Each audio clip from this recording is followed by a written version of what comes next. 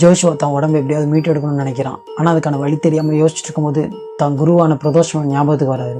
ஒரு முறை திருமூலர் கூடு விட்டு கூடு பாய் மித்து தெரிஞ்சவருன்னு பிரதோஷமன் ஜோஷுவா கிட்ட சொன்னது ஜோஷுவாவுக்கு ஞாபகத்துக்கு வர ஆரம்பிக்குது.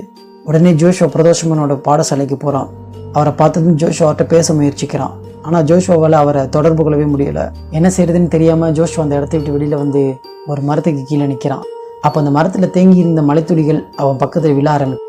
அதை பார்த்ததும் ஜோஷுவாவுக்கு பிரதோஷமன் சொன்னது ஞாபகத்துக்கு வர ஆரம்பிக்குது. கூடு விட்டு கூடு போயிரு மந்திரம் அவ்வளோ சுலபம் இல்லை. ஒருவேளை தப்பாயிடுச்சுன்னா உடம்பு திரும்ப சேரதே முடியாத காரியமாயிடும். நம்ம நினைச்சதுன்னா நம்ம உடல் விட்டு ஆன்மா பிரிச்சு எடுக்க முடியும். அப்படி இல்லை, அந்த காலத்துல வீழ்த்த முடியாத எதிரிகளை இந்த கலையை கொண்டு தான் வீழ்த்திருக்காங்க.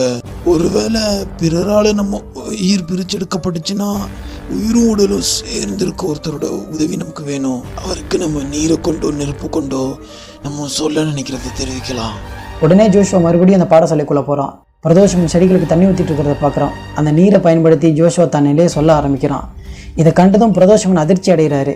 எப்படியாவது தான் உயிரை உடலோடு சேர்க்க சொல்லி ஜோஷுவா கெஞ்சுறான். ஆனால் அந்த மந்திரங்களை பற்றி பிரதோஷமனுக்கு பெருசாக தெரியாததால் குழம்பிய நிலையில நிற்கிறாரு. ஒரு உடம்புல இருந்து தான் இன்னொரு உடம்புக்கு உயிர் பாய முடியும். அதனால இப்போ உனக்கு ஒரு உடம்பு வேணும் என்று சொல்லிட்டு பல இடங்கள் அலைஞ்சு திரிஞ்சு 2 மலைகளுக்கு நடுவில் ஒரு சவம் புதைச்சிருக்கிறத பார்க்குறாங்க. பிரதோஷமன் அதை தோண்டி அந்த உடலை வெளியில் எடுக்கிறாரு. அப்போ தூரத்துல இருந்து ஒருத்தன் திடீர்னு அந்த உயிரற்ற உடல் விடுதலை.